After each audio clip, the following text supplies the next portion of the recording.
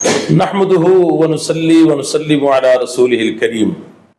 اما بعد فاعوذ باللہ من الشیطان الرجیم بسم اللہ الرحمن الرحیم۔ معزز سامعین و ناظرین، السلام علیکم ورحمۃ اللہ وبرکاتہ۔ آپ دیکھ رہے ہیں ہمارا چینل صدائے حق اور میں ہوں محمد خالد محمود نعیمی۔ برادران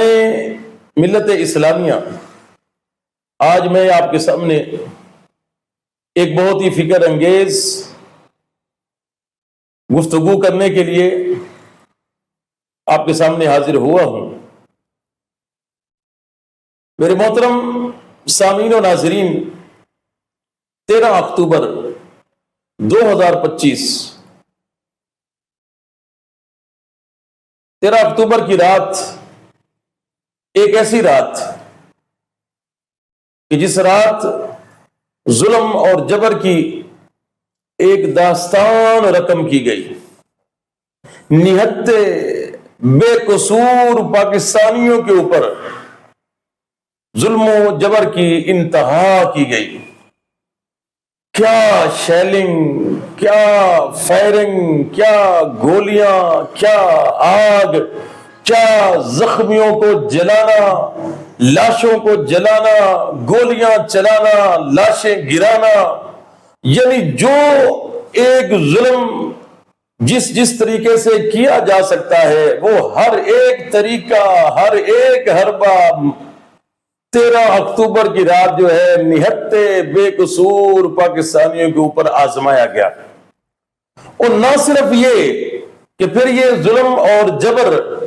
کہ یہ جو ایک داستان شروع کی گئی یہ وہیں رات میں ختم نہ ہوئی، بلکہ اس کے بعد دن کی روشنی میں بھی یہ ظلم ہوتا رہا۔ اور صرف اس دن نہیں بلکہ آج 13 جنوری 2026 ہے، 3 ماہ گزر گئے، مسلسل 3 مہینوں سے لگاتار یہ ظلم و جبر کا سلسلہ جاری ہے۔ گرفتاریاں، چادر چار دیواری کا تقدس، ظلم، زیادتی، مال کو اٹھا کے لے جانا، خواتین کے ساتھ بدتمیزی کرنا، اور وارثان محراب و منبر اور وارثان طریقت کی پگڑیوں کو اچھالنا، ان کی بے ادبی، بے حرمتی اور گستاخیاں کرنا، اور جو وارثان طریقت ہیں ان کے ہاتھوں میں ہتھ کڑیاں پہنانا، جن کی زندگیاں علم پڑھتے پڑھاتے گزر گئی، جن کی زندگیاں لوگوں کو سیدھا راستہ اہدنا الصراط المستقیم کی تعلیم دیتے دیتے گزر گئی، ان عظیم ہستیوں کے ہاتھوں میں ہتھ کڑیاں پہنا دی گئیں۔ ان کے ہاتھوں میں ہتھ کڑیاں دیکھ کر دل پھٹتا ہے،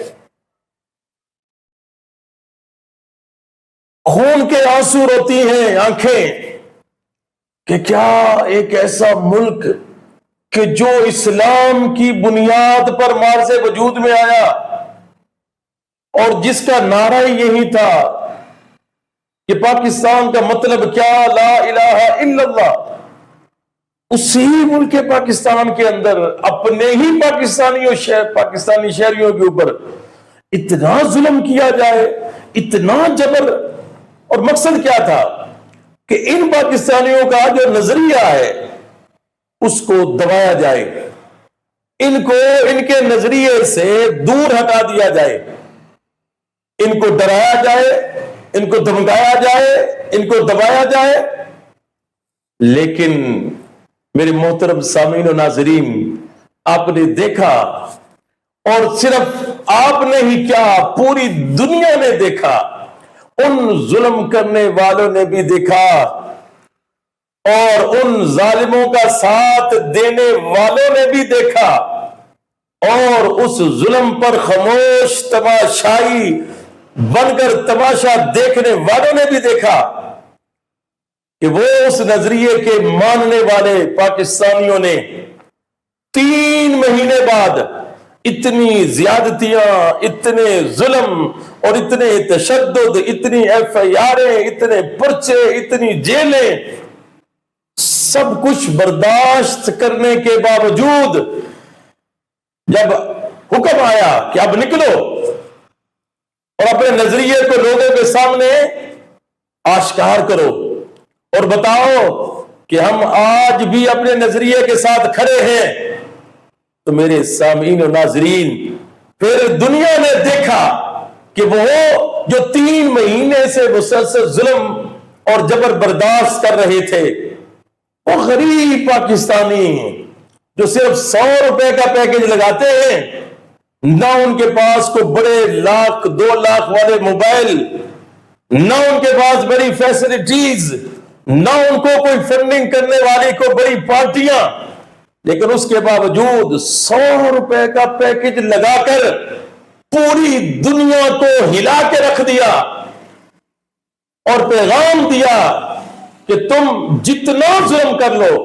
تم جتنا جبر کر لو، تم سے جو ہوتا ہے کر لو، لیکن تم ہمیں اس نظریے سے نہیں ہٹا سکتے ہو اور نہ ہم اپنے نظریے کو چھوڑ سکتے ہیں۔ میرے معزز سامعین و ناظرین، ہمیشہ یاد رکھنا،